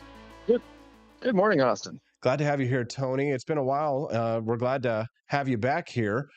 So for those who might not be aware, State Representative Tony Lovasco, he's from the St. Charles area of Missouri. He's an elected Liberty representative. Which term are you in at this point, Tony? So I'm halfway through my third term, so I've got one more left before term limits kick me out. And are you glad that these term limits are in place to kick you out? You know, I am. I don't want to go. I like it there, and I like the work that I do. But I think the reality is we've got far more folks that are working against the people's interests and liberties than those that are working the good fight. So term limits do help to cull the herd a bit. So there, good to know. Tony, do you want to just give us your broad overview take on on the conflict that has emerged in light of the surprise attack that Hamas initiated against Israel over the Jewish holiday? Oh, I'm not sure it's possible to boil this down into a couple sound bites. I mean, we're talking decades of history here coming to a head. You know, it's frustrating because you like any major conflict and any terrorist attack, you know, the aftermath right afterwards is filled with speculation. It's filled with, you know, people's opinions being presented as facts. You never really know what to believe because, you know, you're not there. You know, I think what we know is that what happened over the weekend was an atrocity. I think we've seen a massive change in the status in not just Israel, but I think the entire Middle Eastern region. And I think it's going to have real effects on, you know, America and the upcoming presidential election. I think this is going to be a very big change to how we look at international affairs in general. And I don't think we know what this is going to turn out. I think there's a lot of uncharted waters coming up here. No, for sure, Tony. And, you know, foreign policy is not the purview of a state representative, right? But obviously, you look at things from a broader lens. Do your libertarian or your liberty minded views, do they inform this conflict in the Middle East at all? To an extent, I think it's difficult because you've got so many assumptions that we make here about how folks should interact, what property rights mean, that sort of thing, that kind of underpin a lot of the conflict genesis, I suppose, over in the Middle East that really just don't apply in the same way. You know, the idea that we would have folks here fighting over ownership of land is a little bit different, right? We have the concept of individual property rights in a way that they really don't in Israel. There's a lot more collective ownership there, and then the concept of, you know, historic people's right to colonize land is a completely different idea than what we've, you know, grown up with here in America. So you try to kind of use our mindsets to apply it over there, and it doesn't quite fit, right? That being said, I think, you know, when you start talking about, you know, the libertarian concept of individual liberty and the right to life, and, you know, the really core concepts, yeah, absolutely. That I think it's pretty clear that you know, killing civilians without measure is completely unacceptable. And you know, what happened here in the last several days is just insane. One of the big problems that I have noted with people who generally share our ideas in the principles of liberty, and I'm getting raked over the coals for this, for, you know, suggesting that Israel and the Israeli nation state and the terrorist group Hamas, I'm suggesting that they're not morally equivalent. But what I hear from a lot of people in the United States who claim to share our stated principles, Tony, is that they seem to claim that there is a moral equivalence between Hamas and the Israeli government. Do you agree, disagree with this concept? Give us your take. Well, I mean, I'm not sure exactly what comments you're referencing. You know, I would certainly say they're not on the same playing field. Absolutely not. You know, have the Israelis in the past committed some acts that I, you know, would not defend? Absolutely. I think most governments have, right? I think governments as a whole are, you know, pretty well by definition a necessary evil. And so, you know, whether you can justify it given the circumstances or not doesn't necessarily mean that you can condone it. But that does not create an equivalence between, you know, a government who might have overstepped and you know, pushed the boundaries in ways that we might not find appropriate, you know, and a terror group that is existing effectively to target civilians and to commit atrocities. So, you know, you can't say they're the same thing. Right. So my problem with the idea that they are morally equivalent is that Hamas specifically targeted civilians and in kidnappings. The Israelis, they don't conduct operations, surprise attacks during Ramadan in Gaza and the West Bank, and then kidnap and kill scores of civilians. It's not to say that the IDF hasn't killed civilians, but there's a difference between murder in the first degree and involuntary manslaughter, is there not? Sure. Yeah, absolutely.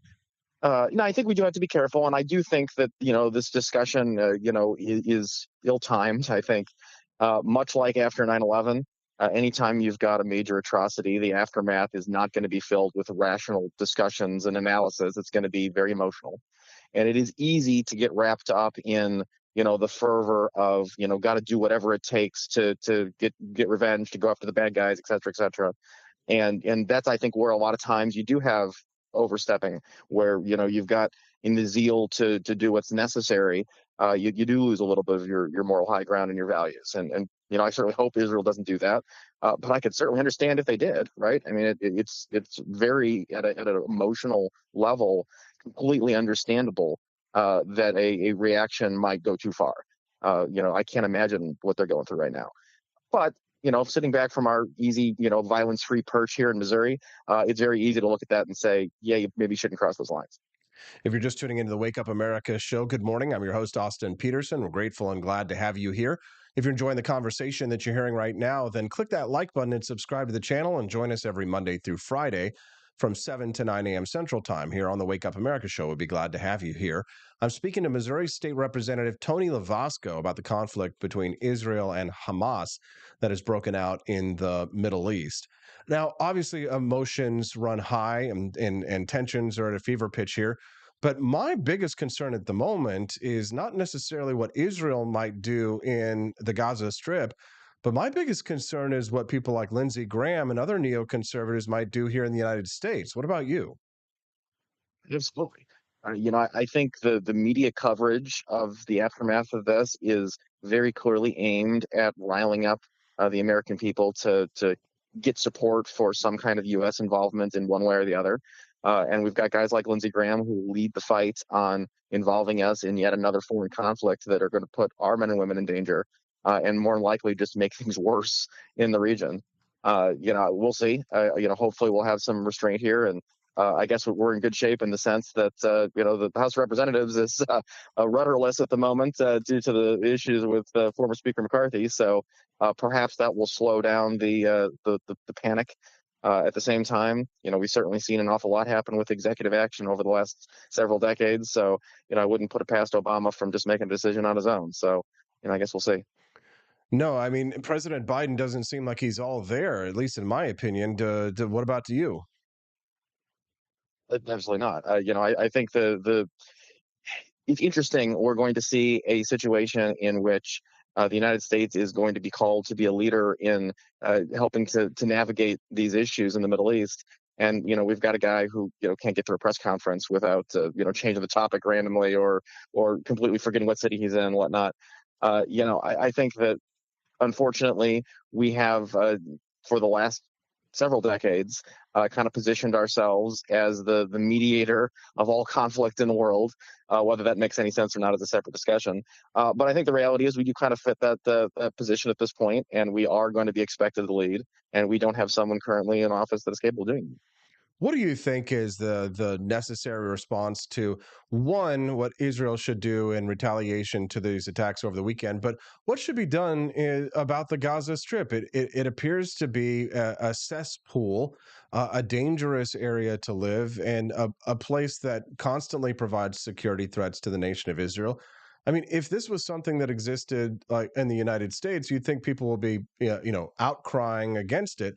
But of course, there's a lot of problems that we have on our own southern border as well, and nobody seems to be willing to do anything about that. But I imagine that if there was a coordinated terror attack across the border of Mexico, the people of the United States would be crying out for blood and for something to be done. What do you think should be done? I don't know. To be honest, if you'd asked me that question, a couple of years ago, I think I'd give you a completely different answer. Ideally, coming up with a solution that would have a long-term peace and allow for some coexistence would be fantastic. I don't know that that's possible at this point.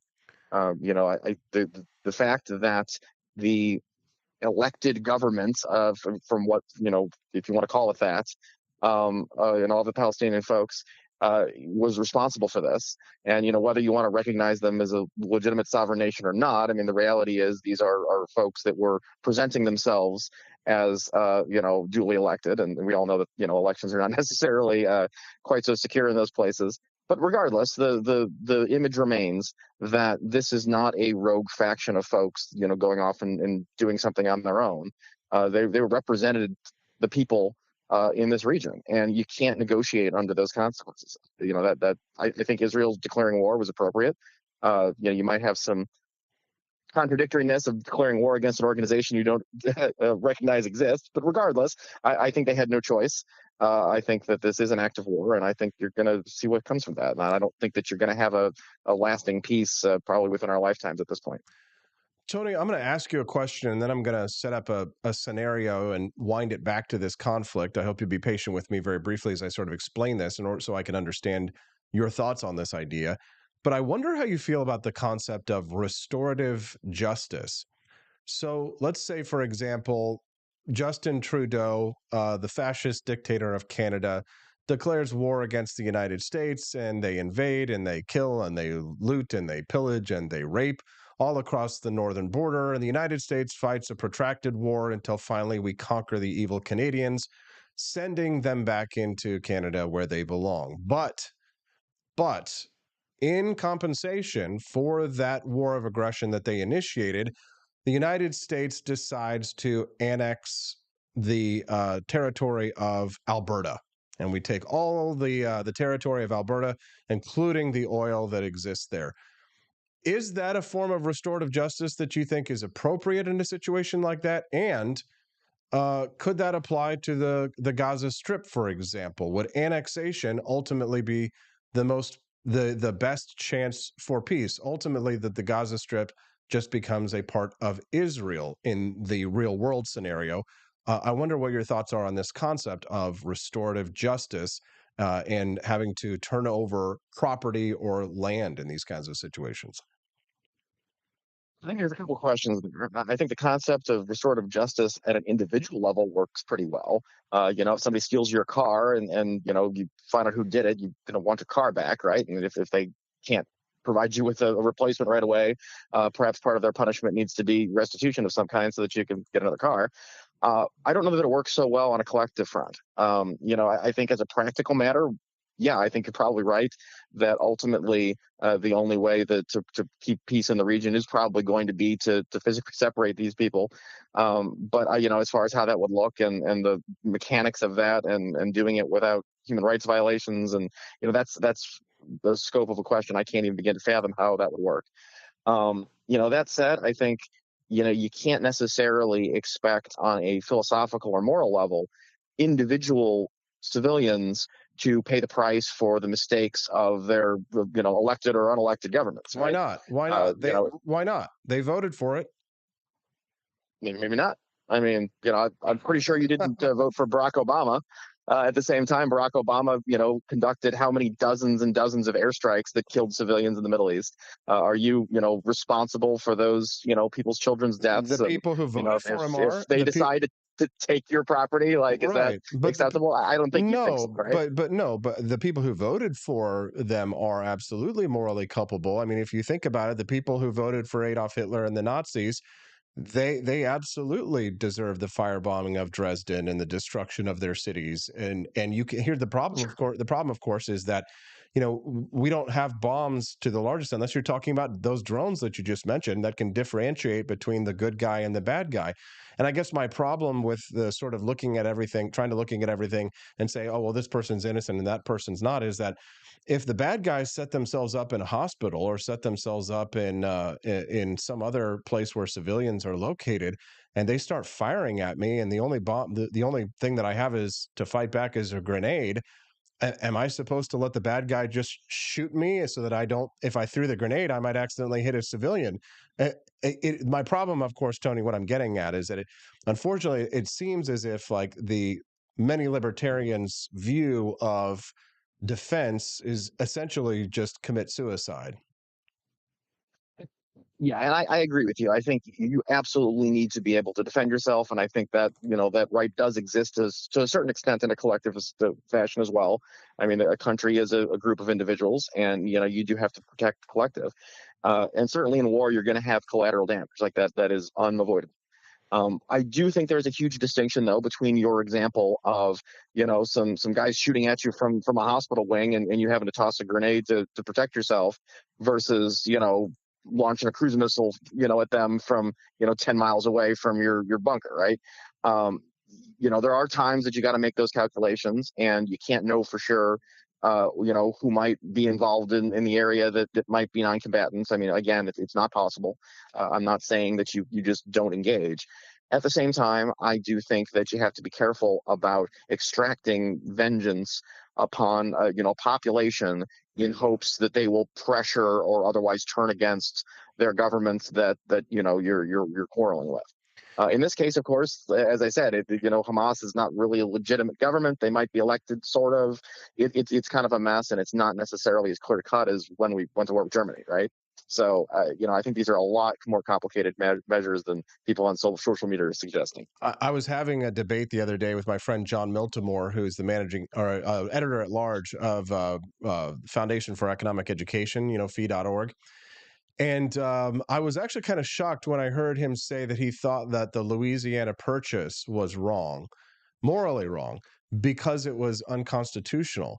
And I think sometimes libertarians, when it seems to coincide with like our ideology or our views, they apply this deontological approach to things rather than a consequentialist one. In other words, that sometimes I think libertarians make the mistake of forgetting that sometimes small harms that are done are necessary in order to achieve larger goods. So in other words, not everything that's constitutional is moral, right? The income tax, right? Perfect example. That's constitutional, but immoral. But Thomas Jefferson buying land in the Louisiana Purchase was unconstitutional, but moral. In other words, sometimes you have to do the right thing, even if it doesn't necessarily coincide with what Murray Rothbard said in 1978, right? I mean, at some point in time, like our gut instincts have got to supersede what somebody wrote in a dusty old tome in the 1930s. Well, sure. I mean, libertarianism is not a cult. It shouldn't be a religion. The guiding principles that we apply to government are intended to protect individual liberty, right? That's the whole purpose of this movement. The Constitution is one tool that is used to protect individual liberty, but it is not the Bible. It's not the be all and end all. And it gets it wrong. I mean, we had slavery in the Constitution, right? I mean, it's not. You can't pretend that a document that is written by men in an attempt to govern our worst impulses is going to get it right all the time. And, well, it's in there, so we can't do anything about it. No. Does that mean that we just disregard the document and do what we want because, it's just convenient? Well, no. You do have to follow the rule of law and your procedures that you've created as best as possible. But, certainly in wartime and situations where you just don't have any other options, you're going to have to push those boundaries, and I think that's appropriate. So if you were Thomas, whether that means if you were Thomas Jefferson, would you have bought the great state of Missouri that you're a representative from for pennies on the acre from Napoleon Bonaparte? Yeah, I mean, I don't have a strong feeling on that. Probably, to be honest with you, I don't.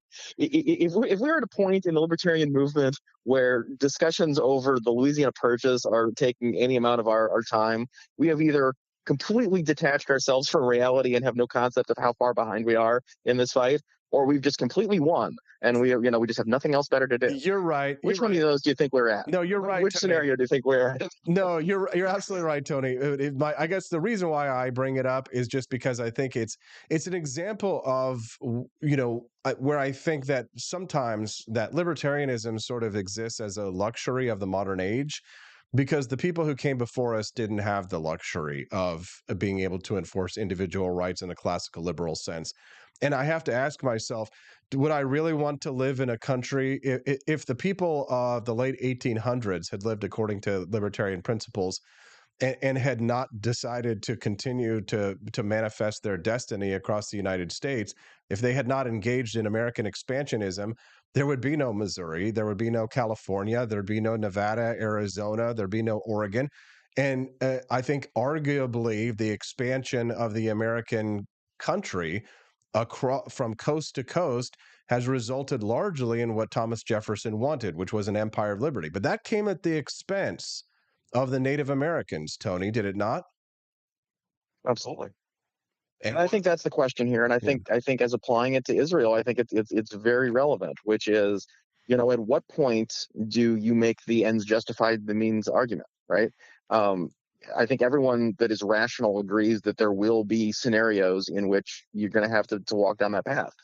But the question is, do you do that, as step 1, as step 20, as the last resort before you're going to be killed. I don't know. And I think that's the tough thing when you start bridging philosophy with the real world, is you can't necessarily plan things out based exclusively on, how it should be on paper, because that's not how the real world works.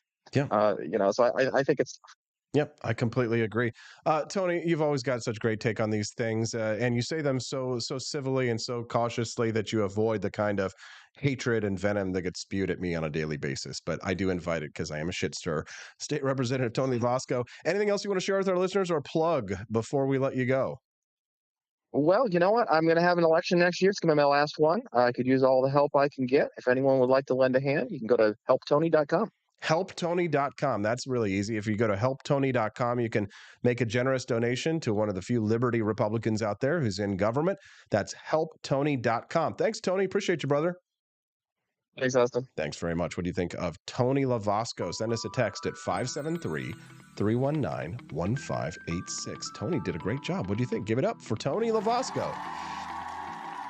Yeah, you want to do me a favor? Check out ap4libertyshop.com. Time's running out to get your Halloween stuff before the 31st, before we all get into spooky season. And do you really want to pay a lot of money for some elaborate costume that you're only going to wear once a year when you could get an awesome shirt that you could wear many more times a year? No Lives Matter shirts. We're running out of them, so you better get one today at ap4libertyshop.com. That's AP, the number 4, ap4libertyshop.com. Did you like the show today? What do you think? Give us a like. Click that like button and subscribe to the channel before you leave. I know we got a lot of busy parents out there who are getting their kids ready for school, and they're like, oh, I like that show, but I want to watch it tomorrow, but oh, I forgot who that guy was, and I don't know how to find him anymore, and then I'm just going to go watch something else. We want to get you back. Join us tomorrow. Click that subscribe button and then click the little like button real quick. And then we'll see you tomorrow here on the Wake Up America Show at wakeupAmericaShow.com.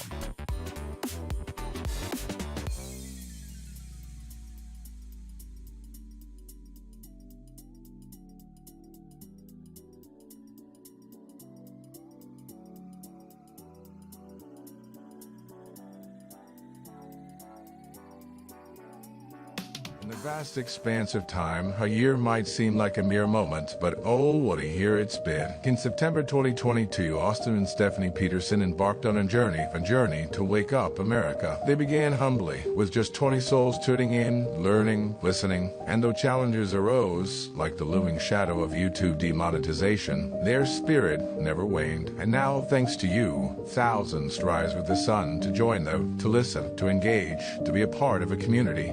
So here's to you, and to Wake Up America, for memories shared, for friends made, for the journey ahead, and for never, ever forgetting to rise and freedom. Happy anniversary. I'm Donald Trump, and I approve this message. Believe me, Austin Peterson is the best. He's got the greatest Wake Up America show I've ever seen. Whenever I tune in the mornings and watch the live stream, let me tell you, he has got the absolute best content. I love his guests. It's just a total blast to watch, and I highly endorse and recommend the Wake Up America show. It's terrific, believe me. Halloween is coming. The festival of Samhain approaches, and your lazy butt doesn't have a Halloween costume yet? How can you pledge allegiance to the Dark Lord this year and possibly offend everyone at the same time? Visit the AP for Liberty shop and get your shirt today. The 9 most terrifying words in the English language are, I'm from the government, and I'm here to help. So grab your government is scary tee and tell everyone at the party that you're here to help. Other great seasonal items are available as well, so don't miss out. Then visit AP for Liberty shop today. That's ap4libertyshop.com.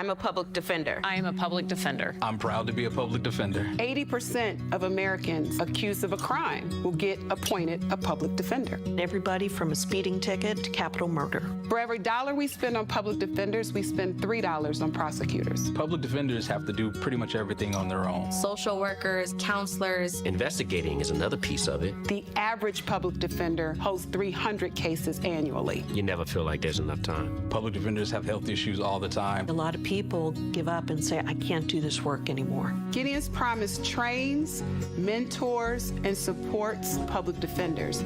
There are a lot of people who say that they would not still be public defenders, but for Gideon's Promise. It's fueled me to continue on in this fight. Gideon's Promise has changed the face of public defense. People see us as troublemakers. Good trouble only. We don't make it easy. It should not be easy to take away someone's liberty.